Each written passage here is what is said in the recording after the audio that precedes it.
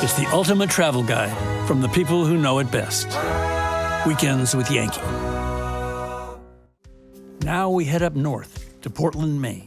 We're here to visit Barton Seaver, one of the world's leading sustainable seafood experts and educators. Before leaving the restaurant industry, Barton was an award-winning chef, leading top seafood restaurants in Washington, D.C. Barton invited Yankee food editor Amy Traverso down to the Portland docks to learn how Maine's seafood industry is setting the bar for sustainable fishing practices. And we'll meet up with Jen Levin from Gulf of Maine Sashimi, a company working to provide high-quality seafood harvested in harmony with the environment. This is Portland, Maine, one of New England's still sort of clanging, banging, smelly, awesome, delicious working waterfronts. And it harkens back to the glorious fisheries past. Here, happening in the Gulf of Maine, on display on this very dock, is really some of the innovations that are going to show us what food systems look like now and really what we should be moving towards in the future. Hey, this is my friend Jen with her beautiful fish. Hi, nice to meet you. So you are working to sort of promote sustainability in the Gulf of Maine? Both economic sustainability and ecologic sustainability. And so we're all about fish that are really well managed, that have abundant populations in the water, and most of the fish we deal with are actually really under-harvested. We're looking to get more fishermen out there fishing by actually increasing the value of the fish and making it worth their while. The cod. I mean, this is the king of the flaky white flesh fish species, you know, and this is what America was literally founded on. Right.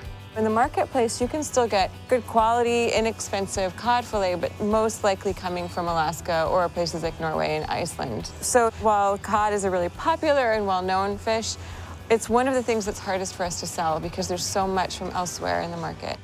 So there are these fish that are abundant, but we're just not accustomed to eating them. Yes. And if we were eating them, we could be supporting local fishermen and helping sort of develop and sustain the fishery, right? That's exactly right. So what are some of these species that are kind of maybe new to the average person? Yeah, the fish that we'd love to create a higher demand for are things like Atlantic pollock, whiting, white hake. This is monkfish tail, is that right? Yes. Okay, I really like this fish. I think it used to be called poor man's lobster, or sometimes still is. It's really meaty. Yeah, it's absolutely delicious. The other one that I see in there that I really love is hake. Hake is my favorite of all of the flaky white flesh fish. It has the most svelte, delicate, beautiful, soft, curved, textured flake, and just, wow. Oh man, it is truly the queen of all of the flaky white flesh fish. So all this talk about delicious fish and what to do with it is making me want to cook fish. And since I'm with one of the top seafood chefs in the country, I want to take this and go cook. I always want to cook, so I'm with you. Okay, let's do this. Let's go do it. Cool. We head a few miles north of Portland to cook at Barton Seaver's small family farm, where for the past 6 years, he's been raising vegetables, fruit, and chickens, and writing his books. We got broccoli gone to flour, a couple kinds of okra, leeks, look at that. beets, carrots. That's where I write my books. I like your commute. How big is the property? Acre plus, about acre 2.5. Wow. Thank you. 90% of good seafood cooking is buying good seafood.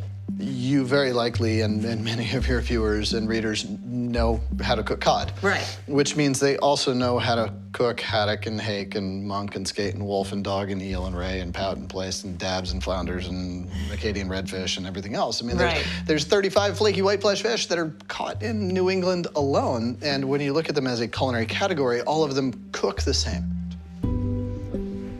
This is a hake. Beautiful flaky white flesh fish that, you know what?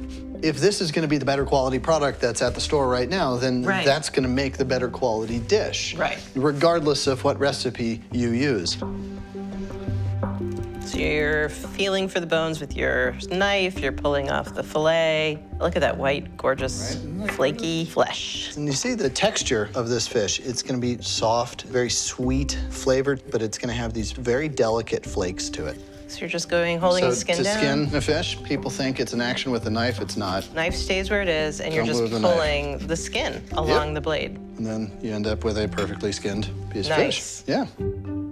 I like to season fish significantly ahead of time when I cook it because it adds to the tautness of texture. It adds some structural integrity to it. This is on our little family farm here. #1 harvest crop is garlic. I planted about 800 or so cloves of garlic I peeled up this year. I've got a couple of potatoes I boiled off straight out of the garden. We're just gonna throw it in a pan, and I'm gonna do this really sexy butter basting. I will never argue with butter, garlic, and herbs kind of cook. Yeah. All right. The butter becomes the sauce, not just the cooking vehicle, but it becomes the sauce and it becomes a significant part of the whole dish. Right. So now the butter is getting a little bit black. Okay. It's getting flavorful. The potatoes are getting a little bit crunchy. And what I'm gonna do is throw in a whole lot of this beautiful fresh garlic. Which are we gonna do, thyme or sage? Oh, can't you both? I like you. If it begins to flake apart, you know that it's done. And with that, we're just about done. And so here is a locally sourced, totally sustainable, completely delicious weeknight dinner that no one has to be intimidated by. Do you want to have a bite? I mean, that's not real chef fancy, but No. it delivers in terms of chef deliciousness. All right, let's try this. This is hake. Mmm. Perfect. Isn't it amazing? The woodsiness of the thyme and sage. You know what? There's almost like a mushroom, like a really nice wild mushroom flavor here. I love it. Hake is a delicious fish. So thank you for this delicious week meal. Thank you for introducing me to the wonders of these unfamiliar and wonderful fish. Thanks for the opportunity.